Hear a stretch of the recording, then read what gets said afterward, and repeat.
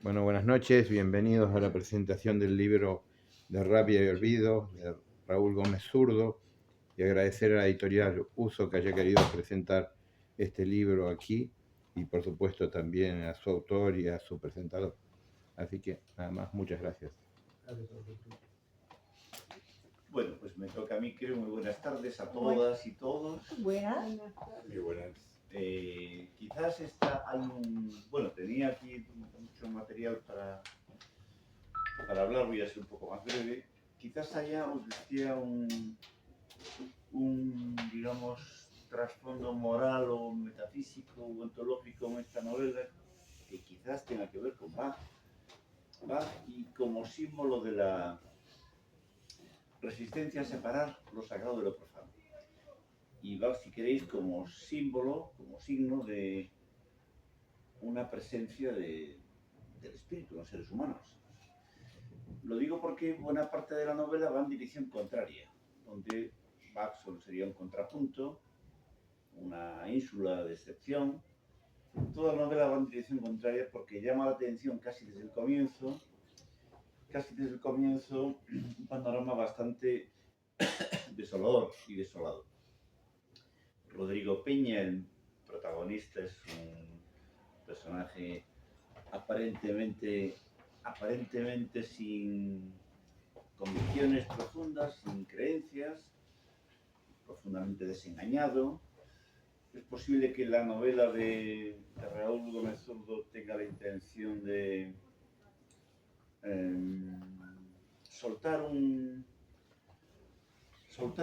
digamos, registro traumático para que la recepción de otro mundo sea posible, la recepción de otro mundo en el cual Bach no sea una excepción sea posible, la recepción de otro mundo en el cual los seres humanos recuperen algo de su ánima.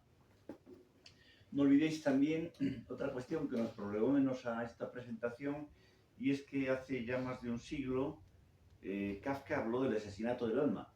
Y es posible que la novela tenga algo que ver con eso, con los humanos restantes de un asesinato del alma, que es quizás el ABC del orden social que nos rodea, más que la economía, etc. Bueno, decía que Rodrigo Peña representa de alguna manera compleja y atormentada, por lo menos él tiene complejo de culpa, una especie de nihilismo encarnado, donde prácticamente no se quiere a nadie, no se respeta a nada, excepto a los hijos, a Adelaida.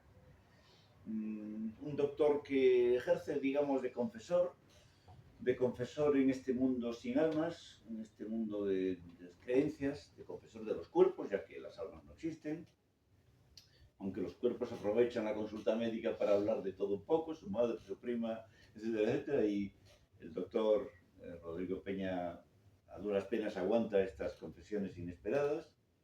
Toda la novela, la estupenda novela de Raúl, es una mezcla de vanguardia y nihilismo. Ya sabéis que cuando la resistencia del aire es mínima, cuando la resistencia de los elementos de los medios son mínimas, pues los cuerpos adquieren más velocidad. Entonces, de alguna manera, Raúl Gómez aprovecha el panorama nihilista contemporáneo para hacer un ejercicio vanguardista de estilo, un ejercicio vanguardista de formas, de sintaxis, donde prácticamente nada está prohibido. Los anacolutos funcionan, las frases interrumpidas funcionan, las minúsculas continuas funcionan, ya solo el signo de usar, creo que nunca, jamás, quizás en los nombres propios, solo mayúsculas, y indica hasta qué punto Raúl está dibujando un mundo profundamente disminuido en sus potencialidades, sus esperanzas, sus perspectivas. En cierto modo, ahora que lo digo, solo el agua tiene horizontes. El agua de lluvia, el agua de las mil acequias que recorren la novela, pero los seres humanos están atados a sus pocos lugares fijos o atados a una deriva, a una errancia que no tiene sentido, ni esperanzas, ni calma, ni paz, ni nada por el estilo. Una, digamos, protagonista de la novela, el único amor aparte de sus hijos, de Rodrigo, es Adelaida. Adelaida padece un deterioro inexorable que se trae a los días, un Alzheimer prematuro, pero de alguna manera toda la humanidad que aparece en la novela de Raúl Gómez, también el protagonista, padece una especie de deterioro cognitivo, anímico, que deja la memoria en nada, que deja la inteligencia para superar la mera reacción, estímulo-respuesta en nada, etcétera, etcétera.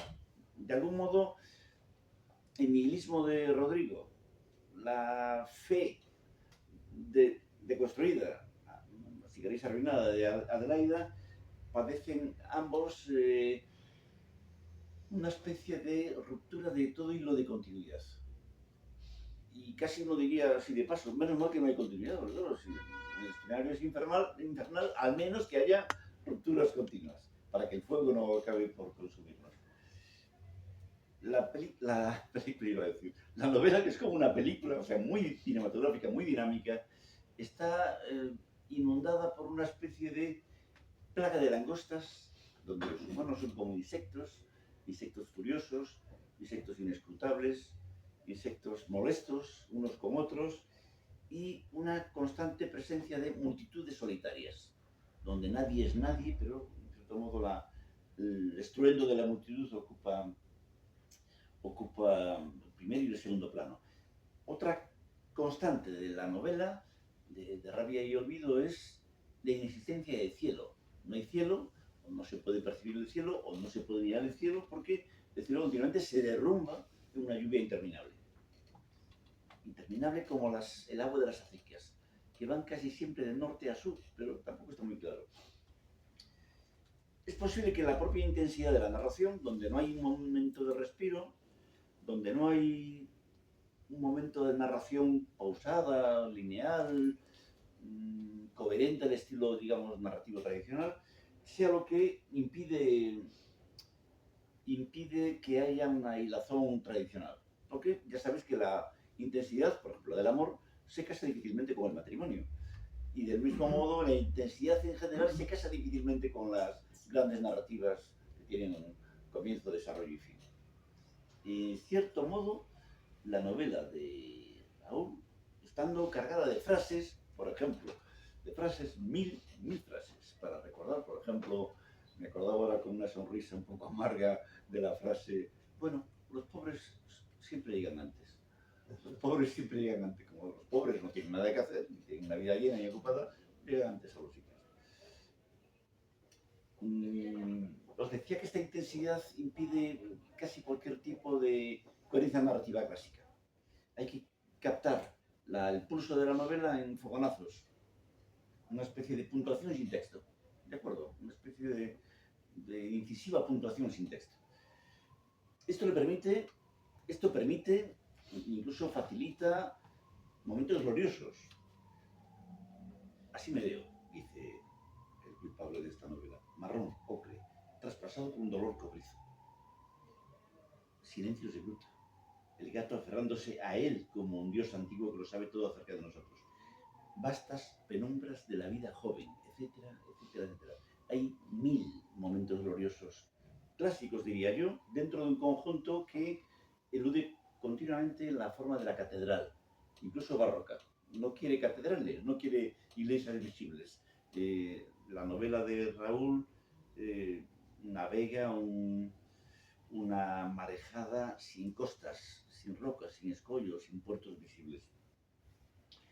En cierto modo, como si todos los protagonistas y los no protagonistas, los personajes que aparecen, fueran un poco vagabundos de sí mismos, como recordamos en ciertos momentos de Pessoa. Más de una vez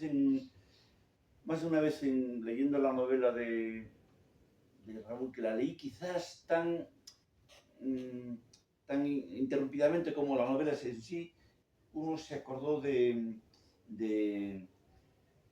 aquella idea de Pessoa también, según la cual la depresión es una especie de huida de la tristeza. El protagonista está deprimido, casi diagnosticado como depresivo, pero a la vez huye de la depresión diagnosticada para una y otra vez arrojarse a los segundos de una existencia que no tiene sentido, que no tiene cielo que la cubra. Me asombra el coraje casi épico, no de un héroe clásico, pero sí de una especie de héroe tardomoderno, de este hombre que no tiene grandes franjas horarias que lo protejan y que está continuamente trabajando a segundos, minutos, que viven intensamente en su ardor. Ya decía antes que solo casi los hijos se salvan de esta vorágine continua, los hijos, Adelaida, no siempre, ni los hijos ni Adelaida, pero con frecuencia, de esta vorágine continua que devora cualquier hilazón de sentido. Un psicoanalista argentino decía hace un tiempo, no sé de dónde, si era cosecha propia o lo había sacado de aquí o de allá, decía un día, bueno, en realidad lo peor que se nos ha quitado es el derecho a la nada. O sea, se nos ha quitado esto, se nos ha quitado lo otro, hemos perdido esto, hemos perdido otro, pero lo peor de que hemos perdido es quizás el derecho a la nada. Y decía él, la nada como un signo de un registro medio de espiritualidad. Entonces todos los protagonistas, salvo quizás momentos de lucidez de Adelaida o de Rodrigo, son así, expropiados de la nada, que sería, digamos, patrimonio de la especie. Es posible que más que un récord de fondo, más que una cólera de fondo que atraviesa a estas multitudes solitarias, la indiferencia sea el tono, el estímulo, la tonalidad anímica media de esta humanidad, tanto del protagonista como de los personajes que lo rodean. Dice en cierto momento, me gustaría guardar rencor, pero solo encuentro bullicio dentro de mí, dice Rodrigo. Y después también es una nota característica de esta novela tan larga porque es difícil seguir el laberinto de los senderos que se cruzan o no se cruzan. Es constante en esta novela tan larga lo interminable, lo que no termina. Y lo que no termina incluso cortándose, colgando el teléfono y no se cuelga nada, porque como no hay hilazón, ni esperanza de hilazón, tampoco cuelgas nada, tampoco interrumpes nada. Como si la niebla fuera, esta niebla de una lluvia interminable fuera, de cierto modo, el tejido que nos une, y por tanto, ¿cómo se corta la niebla? Y además también, ¿cómo se enfrenta uno a la niebla? Te enfrentas a una montaña, te enfrentas a un río, te enfrentas a un valle, ¿cómo luchas contra la niebla que se cuela por tu ropa, etc.? Y kafkiana la novela, en cierto modo. Y después otra cosa también deliciosamente kafkiana y muy bien escrita, porque la novela está muy bien escrita, muy bien, con gloriosos logros de lenguaje. La repetición de las tareas, de las obsesiones, de los mínimos pasos que se pueden dar en esta vida inundada por la niebla. Llegar al coche es una heroicidad, y por eso se llega varias veces. Otra manera de hacer café es también una heroicidad, por eso se repite 1000 veces. Como si, imaginaros, mi vida no tiene sentido, ahora, el día de hoy, la tarde de hoy, y por lo tanto, pues cada acto que hago, como no va a ningún lado, puede ser entendido como una repetición continua. Y también está quizás en el fondo de esta repetición aquella idea preciosa de copia la frase 100 veces hasta que te aprendas de memoria que no se puede tirar la cita al suelo, la comida al suelo, etc. Me acordé mucho de Pasolini leyendo esta novela. Pasolini, que preside la novela de Raúl Gómez con una frase de más o menos que viene a decir la independencia es mi fortaleza y el producto de ella, la soledad, es también mi debilidad. Me acordé mucho de Pasolini, pero Pasolini comparado con el narrador de esta historia es un creyente, porque en Pasolini todas las afueras son lugares donde podría advenir un dios. No es el caso de esta historia, porque los cafés son espantosos, los sitios donde para el protagonista se detiene, a veces sin sentido, tampoco sin ningún tipo de razón mayor, son horribles, feísimos, y en ellos además puede ocurrir cualquier cosa, la más espantosa. Una cosa más, o dos y termino. Todos los signos característicos del protagonista, el sexo del protagonista, su obsesión por la eyaculación, sus obsesiones, sus cóleras, son en cierto modo los signos de un prisionero. ¿De qué es prisionero Rodrigo? Es prisionero no de nadie, ningún enemigo externo, ningún cuerpo localizable, sino más bien de su propia dimisión de una vida, digamos, mortal y común. Es prisionero de su retroceso ante la tarea de actuar en la vida y tener aparentemente un motivo. Prisionero quizás también de su desamor casi continuo, excepto el punto de los ciclos, el punto de Adelaida. Y todo en él es repetitivo, mecánico, obsesivo, compulsivo. Como un prisionero pasea compulsivamente en el patio, como un prisionero se masturba compulsivamente en su celda. Me acordé también de otra cosa. Es como si el protagonista, que de alguna manera es un ser moral, de alguna manera mínima para que nos dé esperanza de ser un ser moral, para que además la narración tenga cuerpo, ha elegido vivir en el infierno, frente a un mundo en el cual es posible cualquier cosa. ¿Recordáis una frase preciosa de Bajo el volcán? En Bajo el volcán el protagonista, la novela aquella de Malcolm Lowry, decía: si mi hermano se puede acostar con mi mujer, yo elijo vivir en el infierno. El protagonista se hace alcohólico, como alguien se hace ingeniero, se hace médico. Hay algo de esto en el protagonista, creo. Después me desmentirá Raúl. Elige vivir en el infierno como una acción moral respetable en un mundo en el cual la indiferencia es el limbo. Ingrávido es un poco la ley. Fijaros en la página 33, y ya termino enseguida. Dice Rodrigo de Adelaida, que es en cierto modo la única valquiria de esta narración, el único ser humano tangible.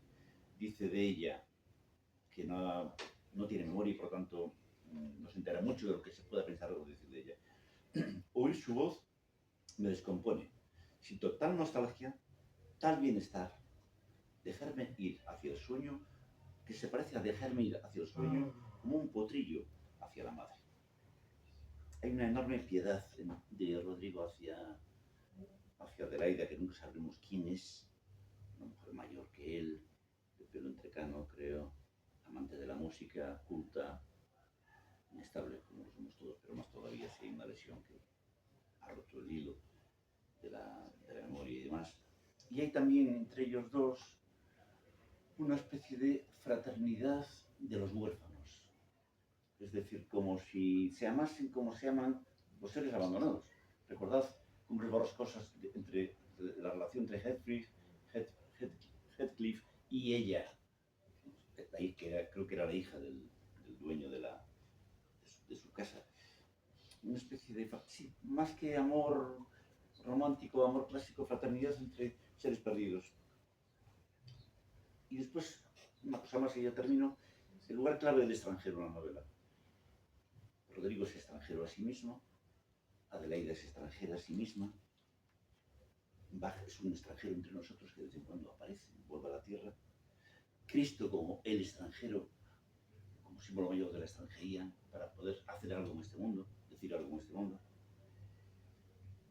Y también un personaje misterioso, que no sé si lo he entendido lo suficiente, que se llama Santiago, que es un médico como él, médico como muchos otros, pero tiene algo así como el don de la cierta sabiduría en un mundo que ha olvidado todo lo que sea verdad. Lo dejo aquí para que, ya decía Raúl, me lleve a contraria. Muchas gracias. Gracias. Bueno, pues muchas gracias a todos por venir. No puedo poner ningún pero a lo que ha dicho, que es más, como ha hablado también, estoy completamente de acuerdo, básicamente. ¿No? Pero yo empezaría diciendo que esta novela yo la escribí en un estado un poco delicado. No me encontraba bien, estaba en un momento difícil y decidí escribir. Siempre me ha pesado un poco la anécdota de Bergman, que cuando escribió Gritos y Susurros, que es una película maravillosa, estaba en estado de depresión y se fue a su isla, que era suya, y y ahí escribió hasta del tirón metido en su eso, ¿no? Y luego salió lo que salió, ¿no? Y yo, pues la verdad es que luego de hacerlo me di cuenta de que había hecho algo como Berman, ¿no? Era como refugiarme en esta novela, en este argumento, un poco sin ninguna pretensión de publicación, sin ninguna idea de sacar la novela adelante, de que la viera nadie ni de que la leyera nadie. Era como una introspección, por eso quizá eso beneficia a la novela, digamos, en la cohesión atmosférica, en la atmósfera que tiene todo el tiempo a pesar de ser muy entrecortada, en la cohesión que tienen los hilos narrativos, ¿no? Porque ahí yo estaba completamente desprovisto de la idea de enseñársela a la editora, de enseñársela a mi mujer, de enseñársela a mis amigos. No fue escrita de esa manera, ¿no? Entonces esto me permitió, ahora lo veo, en la distancia me permitió ser como muy libre, ¿no? Sabía lo que quería contar, la historia de este hombre que se encuentra con esta mujer, pero no sabía dónde tenían que llegar. No sabía porque yo nunca sé lo que va a pasar con la gente que escribo.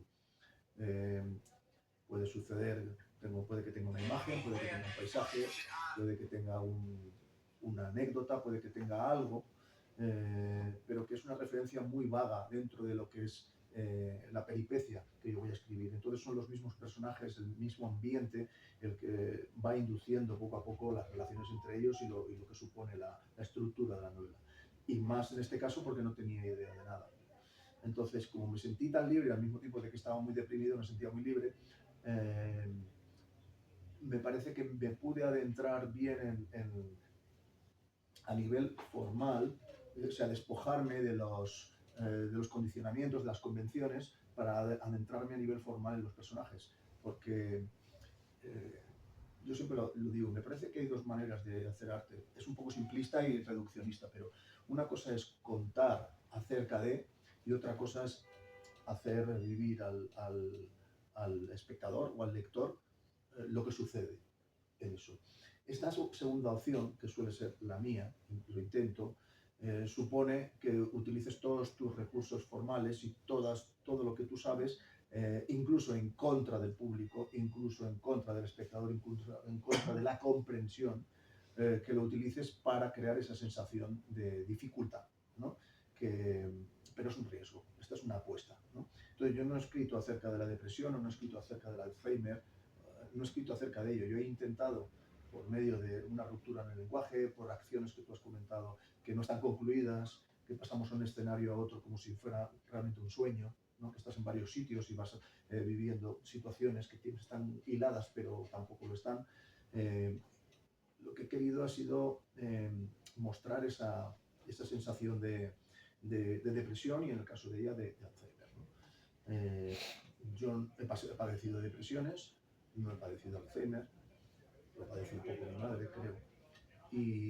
Pero creo que con empatía y con esta libertad que yo tenía a la hora de meterme en esta narración sin ninguna pretensión, creo que se puede acceder a esos espacios. De la sensación que se puede acceder porque no estás buscando público, no estás buscando la existencia de nadie, no estás buscando nada, ¿no? Y esto muchas veces es el enemigo del arte, el enemigo de la creación. No buscar un público. No, claro, yo creo que el arte auténtico puede que lo consiga, pero no tiene como premisa gustar, ¿no? Tiene como premisa, al menos en mi caso, esto no es un dogma. Totalmente de acuerdo. Totalmente de acuerdo.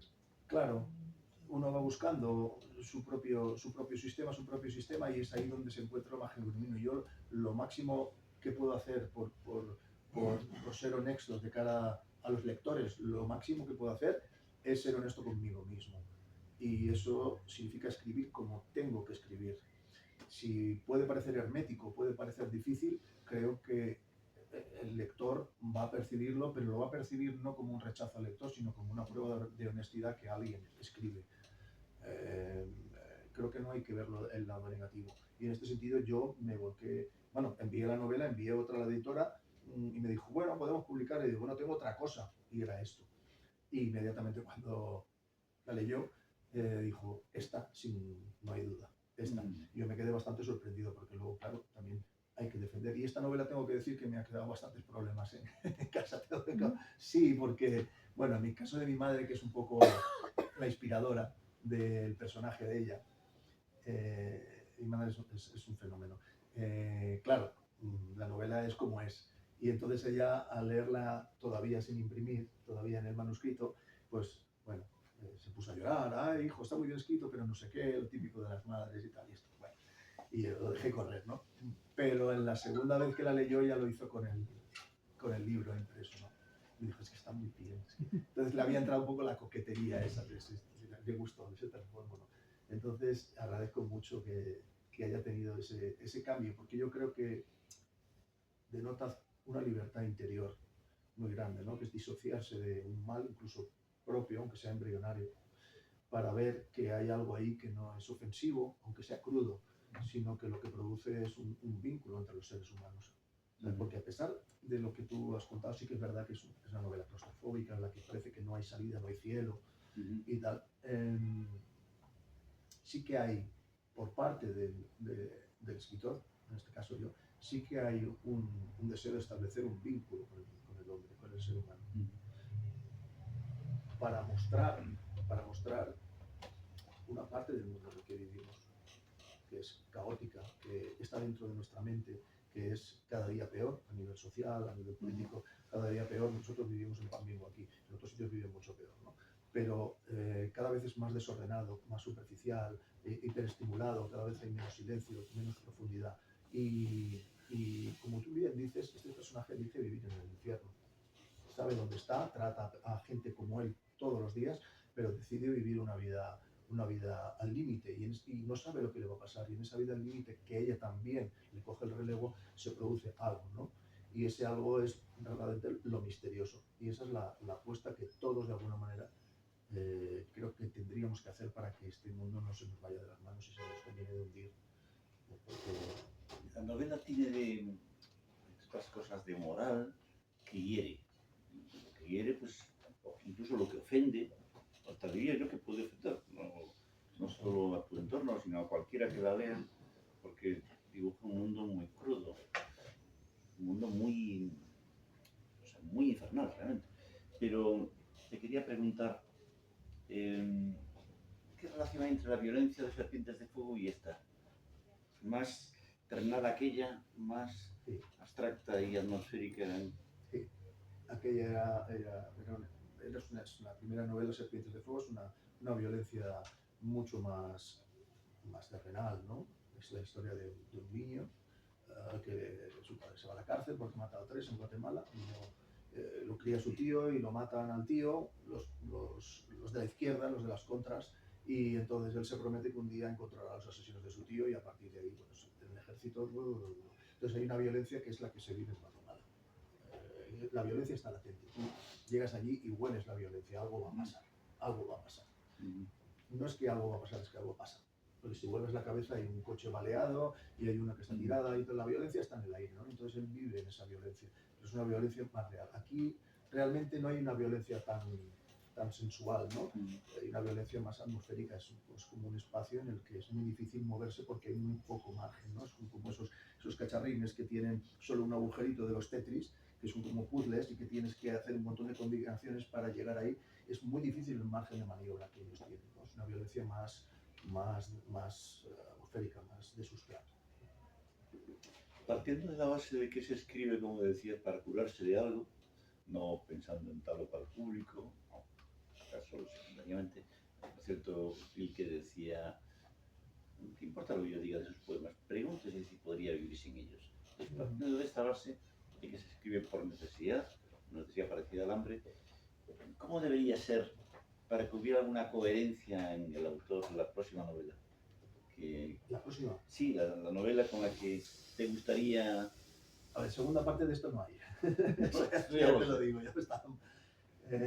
Sin hacer spoiler, no va a haber. No va a haber porque tampoco, porque responde a un espacio y a un tiempo muy, muy, muy particular y a un estado de ánimo y volver a vivirlo es muy difícil, ¿no? Y además tampoco ni de la una ni de la otra, ¿no? Pero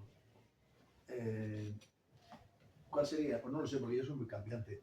Entonces, tengo una idea que tiene que ver con la riada que ha pasado en mi tierra, en Valencia, el año pasado. y que tiene que ver un poco con la locura del vivir, ¿no? Porque una riada a esos niveles es una riada física que se lleva a los pueblos, las personas y todo. Desde el día 1 por trabajo he tenido que estar en la zona 0 y eso no se puede describir, da igual. Los drones que tú metas para enseñarlos, es una salvajada, muy, muy salvaje. Y hoy en día todavía sigue habiendo. Entonces, en esa historia es una riada, pero no es una riada física, es una riada. Lo que nosotros tenemos en nuestra mente es una riada emocional. No tenemos ninguna serenidad ni ninguna paz, creemos que la que tenemos, pero realmente la disfrutamos muy poco. Lo que tenemos es control, pero el control no es paz ni serenidad, es diferente. ¿No crees que nos daña el hecho de que hayamos llegado a un punto en el cual no tenemos enemigos, o nos hemos prohibido los enemigos, o no tenemos, o huimos del peligro físico? Porque de alguna manera el mal en esta novela proviene siempre de que como máximo es mal humor del prójimo lo que te va a agredir. Pero no hay nadie, como no hay nadie que lucha por nada, tampoco puede ser enemigo de nadie. Porque el miedo físico es una cosa que no se puede contar. Yo creo que es muy difícil. Por ejemplo, hoy yo iba con el coche y de pronto ha habido un tío que se me ha metido en el carril y yo le he hecho así. Y se me ha puesto a insultarme y lo primero que me ha dicho ha sido hijo de puta, directamente. Y yo, que me creía que ya estaba iluminado, me ha dado por parar el coche. Tonto de mí. Total, que ha salido. ¡Qué locura! ¡Qué locura! Te voy a lastimar, me ha dicho de todo. Y yo digo, tío, no pasa nada, te has saltado eso, no, pero ten cuidado. Es como me ha dicho de todo. Y yo he dicho, es terrible esto. Esto es terrible, es que esto está ahí. Y toda la gente que tenemos, no sé si hay gente aquí de ultraderecha, pero si la hay, pues yo qué sé. Da igual. Es que son violentos.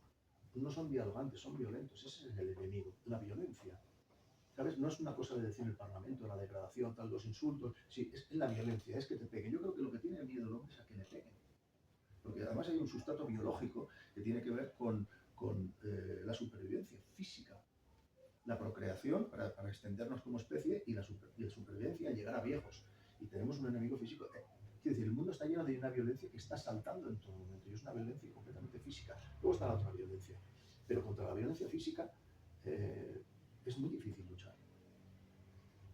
Es muy difícil. Para eso hace falta una serenidad, una paz y un desapego y un distanciamiento que normalmente no tenemos.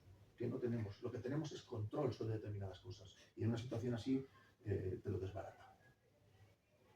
Porque iba a decir algo, pero quizás público. El numeroso público presente. Bueno, yo lo que quiero decir, yo he leído la novela. Y he leído también Serpientes de Fuego, que es una novela completamente distinta. Es una novela donde la violencia tiene más que ver con lo real, con lo que sucede, con Latinoamérica. Aquí lo que a mí me ha llamado mucho la atención son dos cosas. Primero, el ambiente de pesadilla, o sea, la sensación de estar soñando. Esa sensación es muy impresionante, pero lo que tiene de mejor para mí esta novela es la escritura. La escritura es fenomenal. Es una escritura que trabaja todo el tiempo la ruptura, ¿no? Todo lo que podemos esperar, que es una narración, sin escribir en lenguajes absurdos, o sea, manteniendo una coherencia, pero hay como una irrupción. Y yo tengo una teoría personal al respecto. Me parece que se dice siempre, para mí, tontamente, que el arte ordena el caos.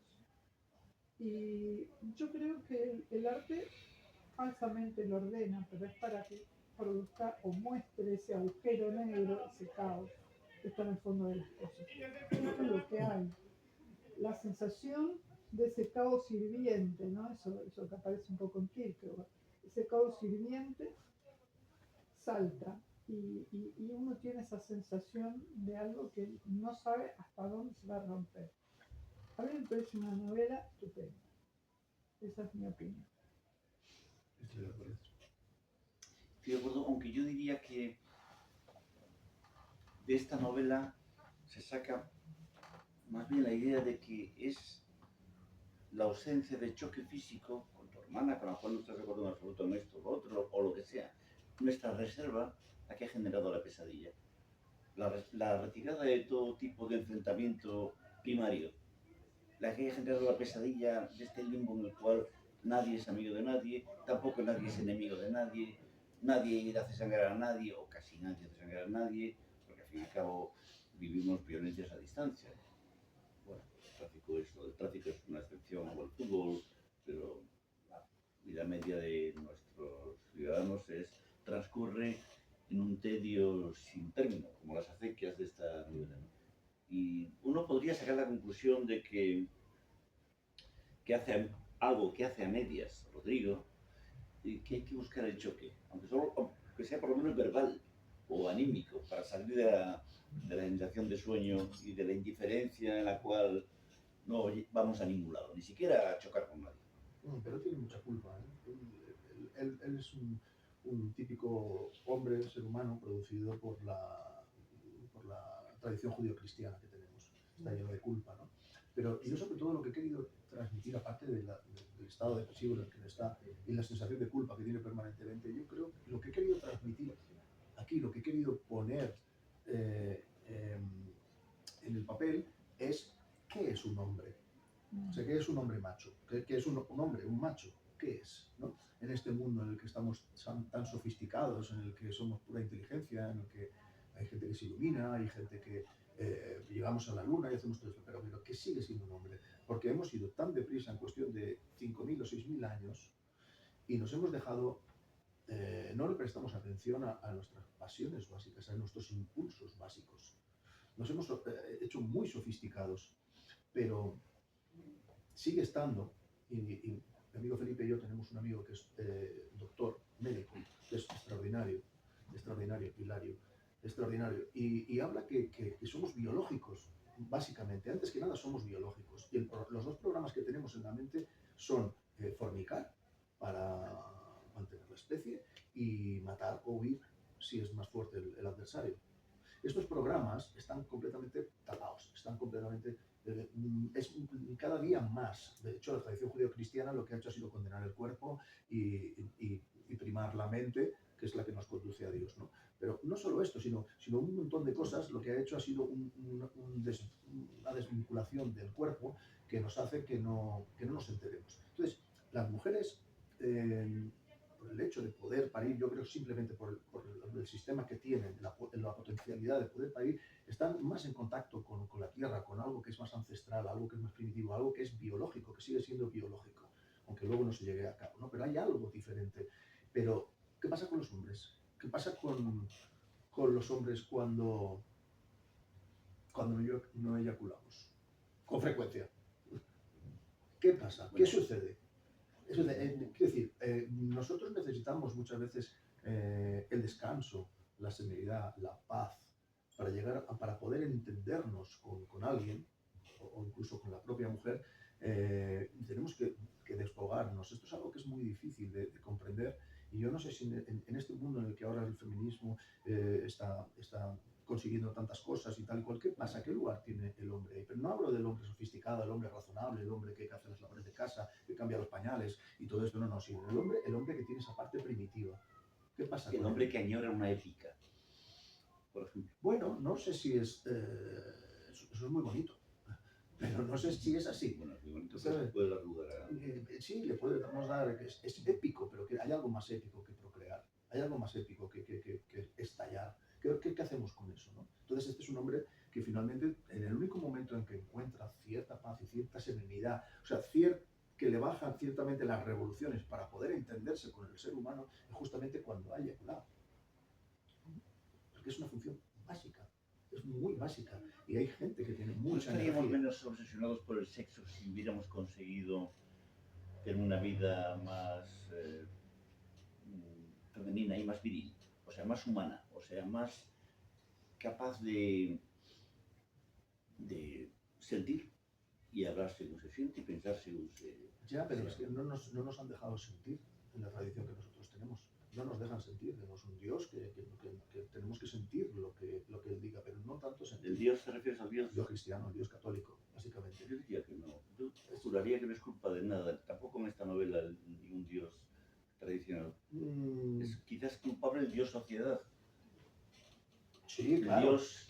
Sí, claro. Lo que quiero decir es que todo lo que ha venido hecho por la Iglesia, de la tradición judeocristiana, claro, hacia abajo, ha sido un aplastamiento de las pasiones, de lo sensual, ¿no? Y con un privilegio de lo que es la mente para alcanzar a comprender a Dios. ¿Eh? De lo Sí. dionisíaco. Sí. De lo dionisíaco. Claro, El Dionisio. claro. Entonces eso está en nosotros.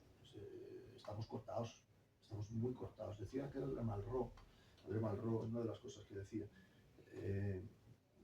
que el error habían sido los griegos, decía él. Ya sabes que son estos franceses que las sueltan así y luego lo dejan ahí, luego se escaquean y no debaten nada, ¿no? Pero sí que tenía una parte de razón, porque todo lo que hay en Oriente, el hinduismo, el budismo, todos han seguido otro camino, incluso hasta lo persa. Pero cuando llega a los griegos, hay algo ahí que se confecciona de una manera tan maravillosa, con un arte tan maravilloso, que es como que queda sellado en nuestra cultura, y a partir de ahí el judeocristianismo se extiende, que no tendría por qué ser malo, pero sí que a nivel de catolicismo sí que nos ha hecho mucho daño a comprender que el ser humano es un conjunto de mente y de cuerpo. No lo veo. Yo, por ejemplo, he hecho... Bueno, eres filósofo, ¿eh? Nos estamos metiendo aquí. Soy lector de la novela de Raúl, y la novela de Raúl me ha obligado a intentar ser más cristiano, más violentamente cristiano. Cristiano al modo del sur. ¿Sabes que la película esta de Mel Gibson, La Pasión de Cristo, no la visteis aquella? No, terrible.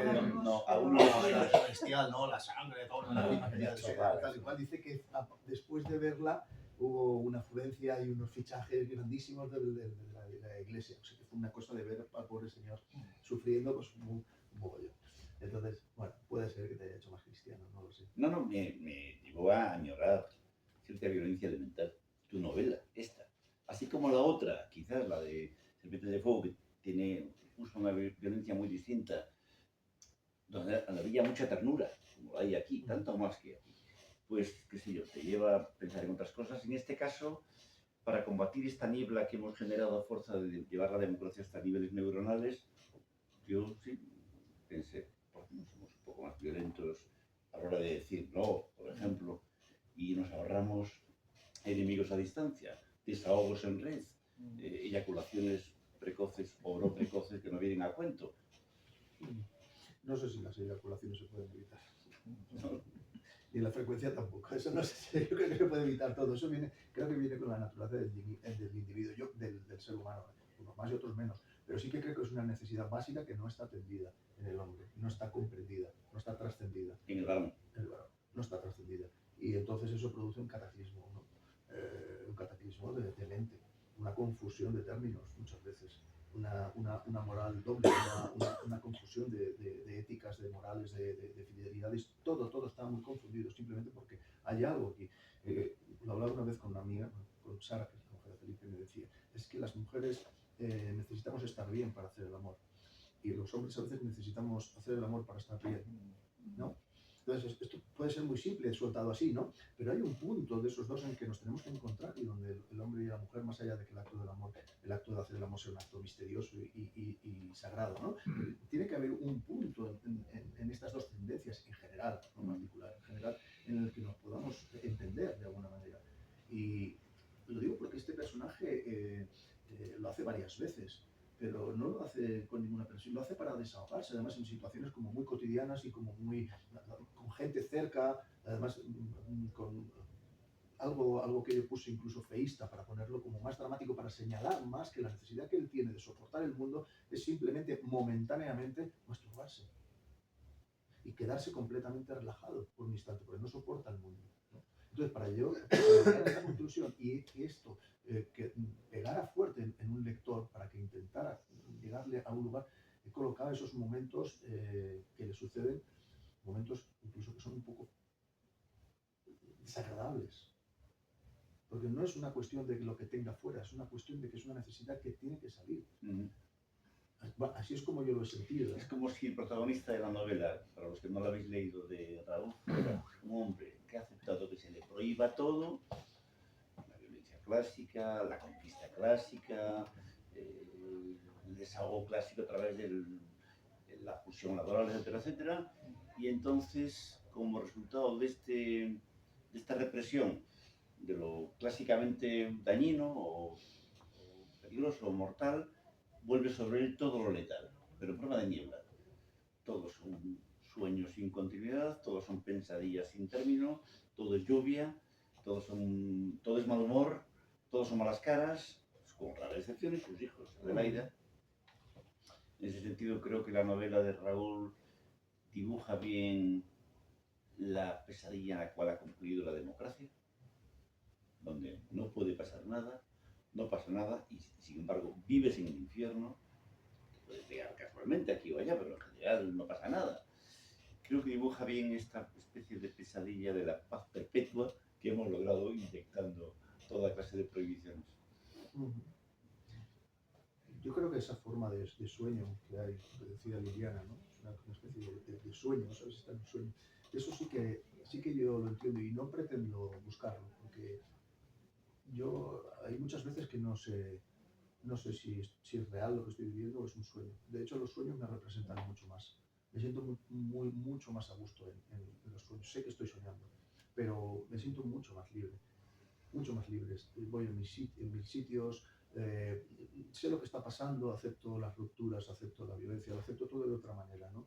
Es aquí ahora, en lo que supuestamente es la vigilia, donde me siento más coartado, donde me siento más limitado, no en los sueños. Es posible que la extensión de las drogas en Occidente sea una forma de inyectar sueños más o menos tolerables en el día, interrumpir esta vigilia policial nuestra con sueños inyectados, ¿no? Multitud de cosas. A mí un día me decía alguien, bueno tío, es que la heroína es peligrosísima, porque de repente todos los problemas desaparecen. La heroína, hablaba de la heroína, Sí. y a lo mejor es un poco también un producto Yo de creo que segundo sí. orden de... Creo que sí, y por eso comentaba un poco lo de los griegos, eso que decía Macron, ¿no? Porque yo creo que a partir de la meditación y de las técnicas orientales se puede llegar imagino, se puede llegar a conseguir esa serenidad o esa paz o ese no necesitar nada, esa visión trascendente, ¿no? Que las drogas o las otras adicciones que hay, ¿no? O todos estos estímulos que te meten a base de bien, ¿no? Pretenden conseguir de nosotros, ¿no? Creo que es a partir del silencio, a partir de la paz, de lo poco pero bien hecho, de la presencia constante, que podemos llegar a esos niveles de endorfinas, ¿no? De hecho, hay estudios sobre monjes tibetanos, ¿no? Expertos en meditación, maestros extraordinarios, a los que, bueno, se han dejado someter a pruebas de escáner con un montón de electrodos para ver cuáles son las frecuencias cerebrales, qué partes del cerebro se activan cuando se medita, cuando no se medita. Entonces, y se han dado cuenta de que la amígdala, que es lo que manda con el miedo, lo que activa el miedo, lo que está, reduce su actividad de una manera brutal, no solo cuando meditas, sino también en los meditadores estando en un estado normal. Bueno, se ha visto que la meditación y estas técnicas producen beneficios inmensos, ¿no? Pero aquí nos ha llegado de una manera muy lavada, muy New Age, y no es que sea muy New Age, es que esta democracia se apodera así de todo lo bueno, ¿no? Y yo me acuerdo cuando Eminem, el rapero este, era un tío muy cañero, era yo a la contra y tal y cual, inmediatamente le dieron el Oscar, una canción tal y cual. Y hay un margen, exacto. Hay un margen siempre en la sociedad organizada que permite que el díscolo, introducir al díscolo para abrazarlo, es un margen que tiene, ¿no? No tiene que ser demasiado porque si no le hace daño a la sociedad, pero lo abrazan y al abrazarlo lo consumen, lo diluyen y dejan de perder el poder subversivo, ¿no? Y bueno, esto sucede demasiado a menudo en la sociedad de hoy, ¿sabes? De cualquier manera, yo creo que me parece que vivimos en un sueño. Creo que todo esto es un sueño. Y de hecho, en ocasiones que he tenido de meditación y estar un poco más relajado meditando, me ha dado la sensación de que no había mucha diferencia entre sueño y realidad. pero esto en el momento cotidiano, en el día cotidiano, como voy yo, tal, esto no lo percibo. Solo lo percibo en estados de paz, de silencio, solo puedo percibir entonces. Vislumbres, no me quedo ahí, porque eso sería otro estado, pero lo percibo que hay algo de nosotros que se está escapando. Se podría quizás decir que el miedo occidental, el miedo contemporáneo al sueño legendario que es vivir, se reprime con esta pesadilla continuamente inyectada de haz esto, haz lo otro, cuida con esto, cuida con lo otro, porque una característica de esta sociedad, pensad en el libro de Jonathan Creed y 24/7, donde dibuja el único enemigo del capitalismo como el sueño, pues quiero decir, el sueño en sentido de descanso, el sueño en sentido de ilusión, el sueño en sentido de desaparición de la actividad y pasar un registro clandestino. Entonces, como el pánico occidental es es posible que buena parte de la hiperactividad que se nos inyecta, de la cual tu novela es una versión, sea una pesadilla inyectada para que el sueño no sea posible. Estoy completamente de acuerdo. Sí, completamente. No sé si el público, este numeroso público, tiene alguna... No, yo me gustaría, bueno, no he leído el libro, ni he leído otros libros, entonces, bueno, pero es una oportunidad que estés aquí y que lo voy a leer. Entonces sí que has estado comentando un poco, en principio, que no tenías ninguna idea, es decir, tu objetivo, para ver un poco, yo cuando lo veas y coincido no. Sí que decías que no tenía ningún objetivo, en principio te he oído eso.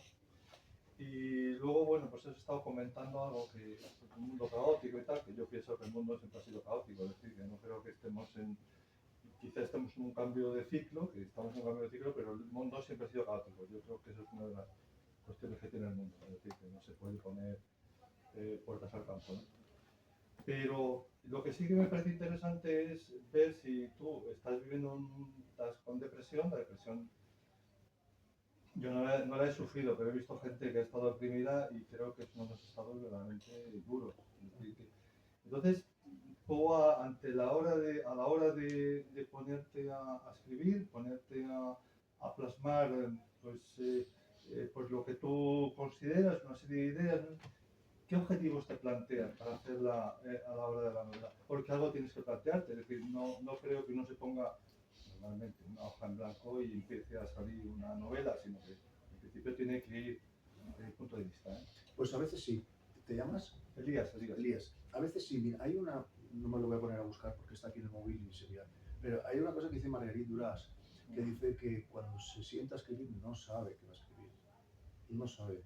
Algo tiene, ideas, un ambiente, un recuerdo, un paisaje, hay varias, incluso una situación, incluso un final, ¿vale? Pero hasta llegar a ese final, ¿qué es lo que pasa? Entonces ella se lanza y entonces creo que si tú estás muy en contacto contigo mismo a la hora de escribir, va surgiendo lo que tiene que surgir, ¿no? Lo que tiene que surgir. Y si no estás muy en contacto contigo mismo, y esto puede suceder más cuando escribes para, o por, o en vista de, entonces es difícil, o más difícil, que lo que tiene que suceder, suceda. No sé si me estoy explicando. Sí, pero a partir ¿qué te planteas al escribir este libro?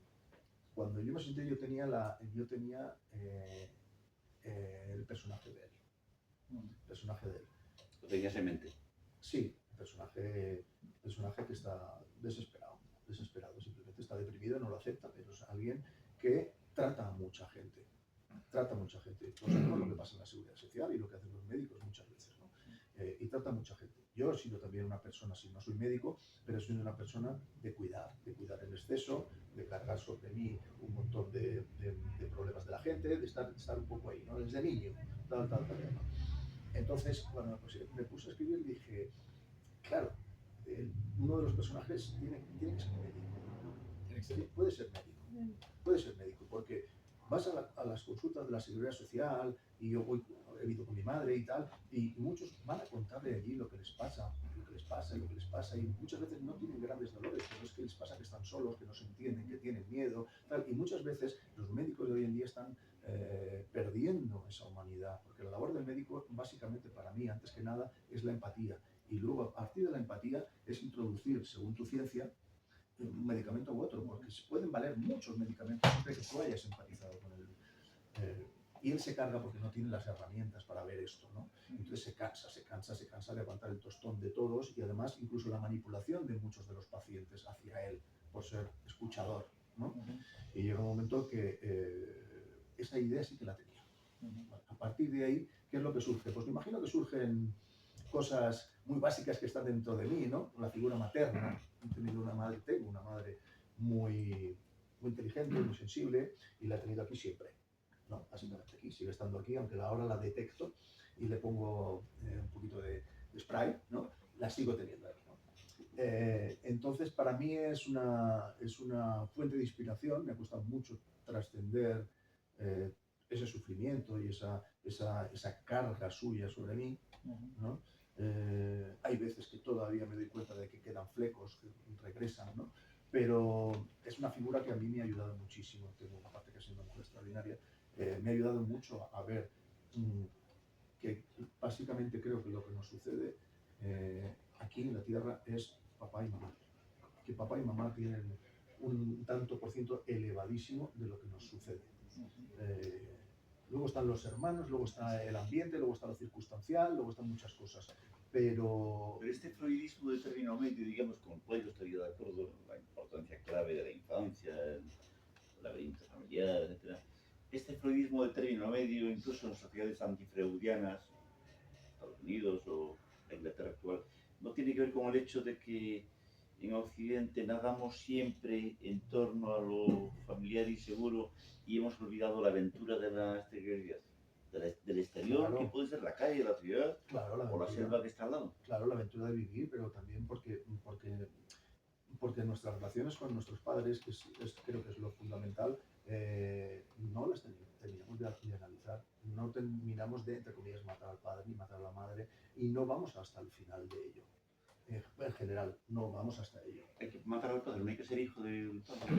Bueno, eso es una frase hecha, pero sí que es verdad que cuando uno tiene una relación con el padre, hablo de mi caso, pasas por muchos estadios. Pasas por un amor incondicional, pasas por la incomprensión, pasas por un odio cerval, luego te reconcilias con él, luego intentas meter las dos cosas, luego metes tres, luego menos de cuatro. Quiere decir que es una figura completamente cambiante dentro de ti, ¿no? Y que no cambia porque ella cambie, sino cambia porque tú quieres cambiar a mejor, quieres crecer como individuo. Entonces, la figura del padre se erige, y la de la madre se erigen como figuras importantísimas para que tú te veas a través de ellos, ¿no? Entonces, a eso es a lo que me refiero. Mirar la figura del padre y de la madre como una posibilidad de trascendencia, una posibilidad de reconocimiento de su valor y al mismo tiempo de despegue hacia otro lado, ¿no? Entonces, claro, la figura de mi madre es una figura muy presente. Inmediatamente cuando voy al doctor, y yo sé que mi madre va al doctor y muchas veces va a contarle los 17 problemas que tiene mentales y los 2 que tiene físicos, ¿no? Tiene pastilla. Claro, y la atiende, me ha tratado muy bien el doctor. ¿Qué te ha dicho? No, me ha renovado el medicamento ya. ¿Qué tal? No, se me ha tratado muy bien. Con eso la mujer tiene a 2 semanas o 3, ¿no? Y es así, va buscando. Entonces el doctor, pues ha tenido 2 doctores cojonudos que la han cuidado, que no sé qué, que la han querido, han jubilado los 2 y tal, y entonces ella, pues como está sola, pues va allí, ¿no? Y eso. Entonces, claro, inmediatamente salió la posibilidad del doctor, inmediatamente salió la figura importantísima de mi madre ahí, ¿no? Y dije, bueno, vamos a ver lo que pasa. Entonces, claro, es algo que eran ideas que iban saliendo, pero a partir de ahí me metí y empecé a ver cómo se iban a relacionar, intentando meter la distancia, cómo se iban a relacionar entre ellos. ¿Qué es lo que ¿Tú estás necesitaban? metido en la novela o no? Yo soy el alter ego del doctor, más o menos, con pinzas, ¿vale? Porque luego lo que ve ahí no tampoco Sí, no, y ver la relación con tu madre, ¿no? Sí puede ser interesante. Claro, es que creo que esto nos pasa a muchos. Entonces, me parece tonto ocultarlo y hablar de medias tintas. No, está claro, está bien. Yo lo pongo ahí. Por eso está muy Claro, yo creo que si la gente se siente un poco no herida o molesta con lo que hay y lo demás, yo creo que en el fondo después lo que obtiene es limpieza. Creo que lo que se obtiene es un poquito de sí, yo soy así, después del shock. Por eso la gente no pasa muchas veces de las 20 primeras páginas en una novela potente, porque esto me molesta mucho. Es que no sé qué, ay no. Claro, es después de la novela y después de pasarte una semana o 2 con dificultades porque lo que has leído te ha herido, es luego que se encuentra la sanación. Y yo no porque yo sea un maestro, sino simplemente porque yo he escrito desde el corazón lo que a mí me pasa. Y lo único que puedo exigirle a un lector es honestidad, igual que lo único que me puede exigir a mí es honestidad, ¿no? Entonces creo que después de pasar ese espacio negativo, no, ese espacio doloroso, creo que hay una resurrección del individuo, una parte, ¿no? Y esto se está perdiendo cada vez más en las novelas que apuestan fuerte. Yo aquí he apostado, está feo que lo diga aquí además en una librería, contra público en el sentido, ¿no? Contra lector. Pues como El lector medio. sí, como ha hecho, pues no sé, como ha hecho Bernhard, Thomas Bernhard muchas veces, o como ha hecho sí, que van a lo que van, ¿no? Entonces, creo que esa es la manera de ser honesto y de producir una vislumbre en alguien, ¿no? Porque creo que todos padecemos lo mismo.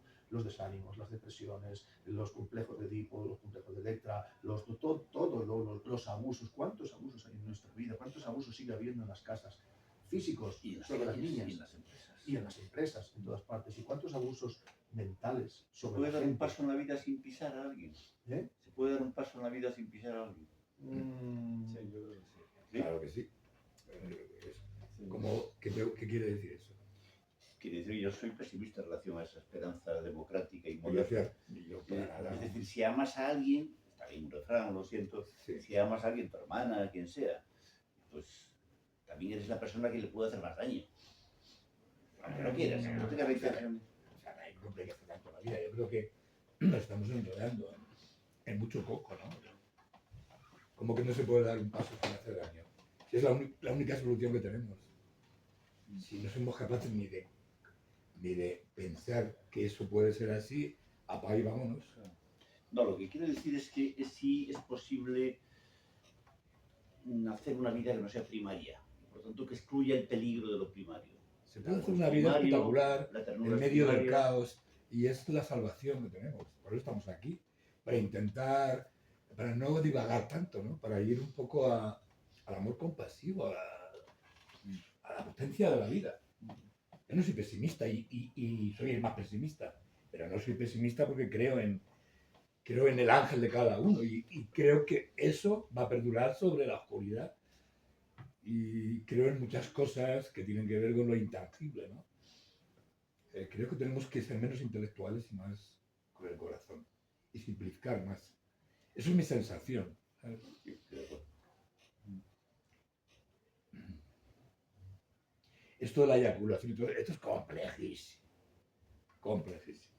Da para un debate muy grande y muy delicado y a la vez libre, pero no es complejo. Todo es muy complejo y requiere mucho tiempo para no divagar, ¿no? Pero el libro está muy bien escrito, yo lo he leído, está muy bien escrito. Yo como lo conozco a Raúl, pues claro, sé casi todo lo que pasa. Me resulta más difícil, pero está, como ella dice, muy bien escrito, yo lo admiro muchísimo. La capacidad que tiene para encontrar luz y belleza, ¿no? En las palabras. Hay mucha belleza en el libro. Sí. La belleza aún en lo más sórdido, eso es lo que a mí me parece mejor. A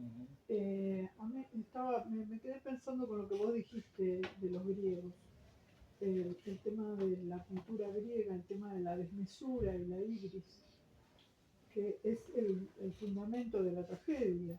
Y yo creo que es lo que hay en De rabia y olvido. Hay desmesura. Sí, hay desmesura. Esa desmesura es lo más interesante. Como una Sí, pulsión sí, dionisíaca que no acaba de encontrar una calle. Estoy de acuerdo contigo, sí. Yo no sé cómo estamos de tiempo, lo digo por la librería. Yo creo que ya tendríamos que ir, llevamos 1 hora y pico ya, Así. pero no tenemos un horario estricto. Si alguien quiere agregar algo más, no Digo, hay una problema. cosa, con respecto a lo de la desmesura. Hoy en día creo que cada vez estamos menos sensibles a los estímulos. Cada vez estamos como más adormecidos, más narcotizados. El estímulo tiene que ser mucho más grande para que despertemos, ¿no? de donde estamos. Y yo seguiría volviendo a los autores que apuestan por la desmesura. Porque jugar con la desmesura, como hacen por ejemplo en el cine, como hace Belatar, como hace Tarkovsky, son desmesurados en sí mismos, en la lentitud, en el espacio, en el silencio que crean, en llevarnos por encima del aburrimiento, trascender el aburrimiento, la pesadez, la sensación de angustia, trascenderla, porque después está la luz, después hay algo. Y para hacer, por ejemplo, hablo de los cineastas, ¿no? Pero también en literatura se produce, para llegar a ese después hay lo que nosotros consideramos desmesura, que para ellos no es desmesura, para ellos es un despojamiento completo. Pero para nosotros, una película de 3 horas nos puede parecer algo desmesurado. Puede parecer. Pero es justamente después de eso, de todo ese fresco que un poco desborda nuestra capacidad intelectual, después de eso, cuando hemos superado todos esos momentos de la película de aburrimiento, de hartazgo, de emoción pura, de que no pasa nada y de todo, es cuando se encuentra la luz. Entonces creo que debemos de seguir apreciando el hecho de la desmesura. Yo aquí he jugado a la desmesura, clarísimamente, para producir una catarsis, pero de manera forma parte de mi carácter también, ¿no? Lo has logrado. Pero para producir una catarsis en el lector, para producir algo que le saque de su espacio y que le haga reflexionar. Eso es lo que... Bueno, Mayra me ha escrito ahora y me ha dicho que es una novela sensacional. Qué bien contar con Mayra en esta Lo presentación. Yo la verdad es que después de esto la voy a leer con muchísimo interés, Pero, no claro. te conocía y... Una novela peligrosa, cuidado. Bueno, no me importa, yo estoy por la desmesura también, así que no tengo ningún problema. Así que- Adelante. Muchas gracias, Raúl. Gracias. Gracias por venir. Bueno, y si queréis llevaros serpientes de fuego, creo que Que ahí tenemos está el librero esperando. Sí, no, voy a comprar.